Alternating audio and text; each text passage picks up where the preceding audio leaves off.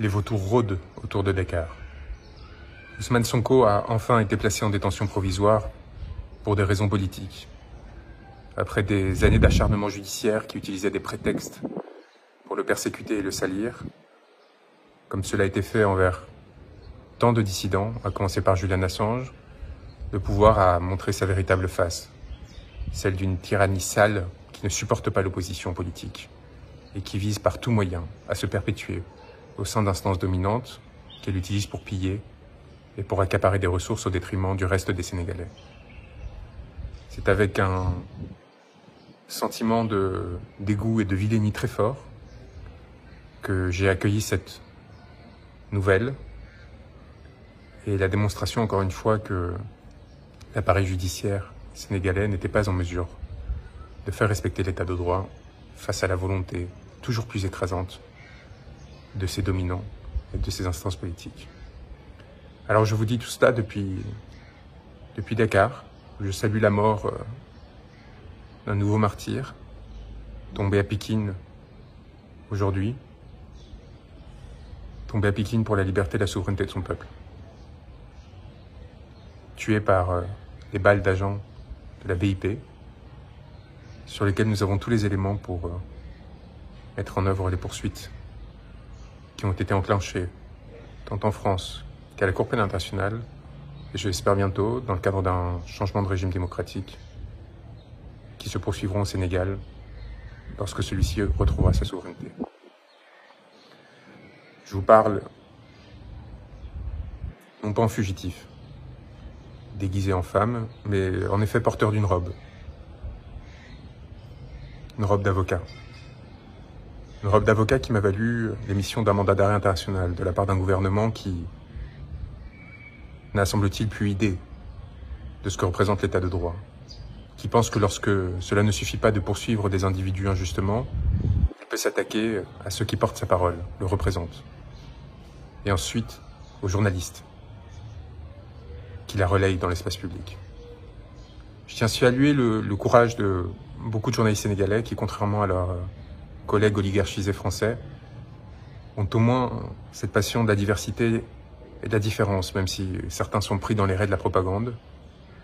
J'ai lu encore des insanités à mon sujet, comme quoi, dans Le Monde, journal qui appartient à l'oligarque que l'on sait, qui censure les articles ou les papiers lorsqu'ils me sont trop favorables, ils savent de quoi je parle, et à l'inverse, tente de salir chacune de nos initiatives et raconte des anecdotes absolument délirantes, comme quoi on serait en fuite, changeant de maison en maison au sein de Dakar, sans téléphone laissé à Paris. Désolé de vous décevoir, mais la réalité est à la fois beaucoup plus complexe et beaucoup plus enchanteuse que celle que vous tentez d'écrire pour détruire vos ennemis et non pas faire votre travail, contrairement à ce que vous espérez faire croire aux autres, mais servir des intérêts que l'on sait. Nous sommes ici sereins, travaillant, dur, pour nous assurer du respect des droits des personnes qui se sont engagées dans ce territoire pour leur liberté et leur souveraineté, et constatant une forme d'inertie assez sidérante de la part, d'une part de la communauté internationale, mais également de la France, mon pays, qui détient une base militaire à quelques mètres du lieu où je suis, et qui craint probablement de la perdre, et qui, par crainte de la perdre, est prête à s'asseoir sur tous les principes qu'elle a revendiqués ces dernières années, et qui ont fait son prestige et sa valeur au cours de l'histoire. Cette France qui n'a eu aucun mot pour dénoncer l'arrestation d'Ousmane Sonko. Cette France qui a participé à sa persécution en soutenant le mandat d'arrêt émis à mon encontre. Cette France qui, encore aujourd'hui, se tait sur les 60 morts, qui depuis mars 2021 et les milliers d'arrestations et de blessures ont atteint au peuple sénégalais alors qu'il manifestait pour défendre ses droits, et en particulier son droit d'être représenté librement dans le cadre d'élections démocratiques. Alors c'est sûr qu'en France, on n'est pas habitué à des peuples qui luttent pour la démocratie, tout simplement parce que notre démocratie a été tellement avariée par ces jeux oligarchiques, par ces compromissions successives, par ces distorsions institutionnelles, qu'elle a perdu tout goût à la liberté et à la démocratie.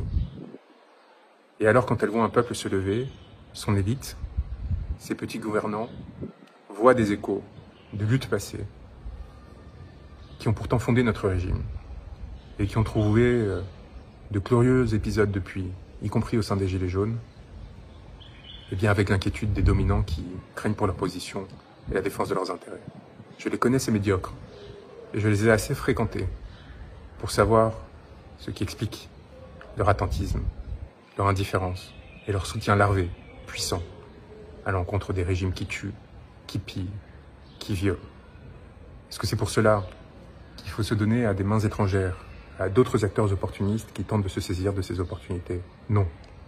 Il faut en profiter pour garder sa dignité, réclamer sa souveraineté et proposer des positions d'équilibre comme celles qu'Ousmane Sonko développait, sans asservissement à l'égard d'une puissance tierce, quelle qu'elle soit, pour et par le peuple. Pour et par le peuple.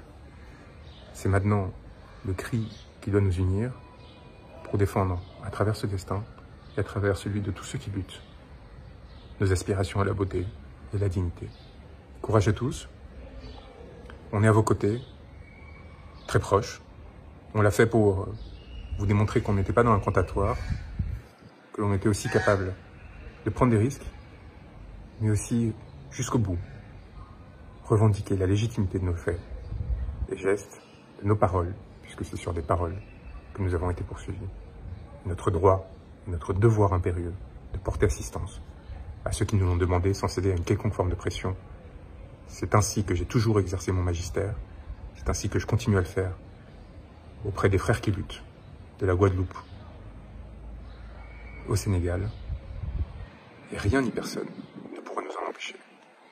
Peut-être qu'ils nous arrêteront, peut-être qu'ils nous empêcheront de mener à bien le travail que l'on mène avec des acteurs de la société civile, politique, des confrères, pour essayer de comprendre les mécanismes d'oppression qui ont amené à la commission de crimes contre l'humanité. Mais il nous faut rappeler deux choses. D'une part, leurs crimes sont imprescriptibles. D'autre part, le travail que nous avons fait, cette communication auprès internationale, cette plainte auprès des institutions françaises et qui seront, je l'espère, relayées par les institutions sénégalaises dès que ce pays aura repris sa souveraineté, ce travail est fait. Leurs responsabilités sont établies. Et les mots que nous avons enfantés ne pourront pas être effacés. Courage à tous et tenez bon pour notre souveraineté et notre dignité.